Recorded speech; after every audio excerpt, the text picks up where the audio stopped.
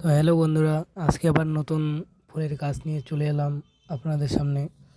তো দেখুন কীরকম হয়েছে। তো এটা ছোটো মোটো একটা গাছ ছিল, তো সেই গাছটা আজকে তোমাদের সামনে চলে এলাম। কারণ গাছ কোনো দিন ছোটো বড় হয় না, তো যেরকমই হোক না কেন আমি তোমাদের সামনে নিয়ে আসলাম। তো দেখে বলুন, কমেন্ট করে জানান যে গাছটা কীরকম হয়েছে। তো একটা বিয়ে বাড়ির মধ্যে একটা মণ্ডপ আর প্যান্ডেল ডেকোরেশন করি, তো তো তাই ডেকোরেশনটা বলে দেখে বলুন বন্ধুরা যে কীরকম লাগলো।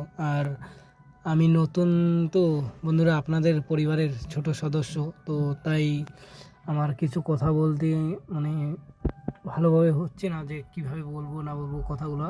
তো তাই কেউ কিছু মনে করো না, যেটা ভালো লাগতেছে সেটাই আমি বললাম। তাই বলতেছি যে কীরকম লাগলো একটু ভালো করে জানান। এই যে মণ্ডপের ফটো আর প্যান্ডেলের তো দিয়ে দিছি।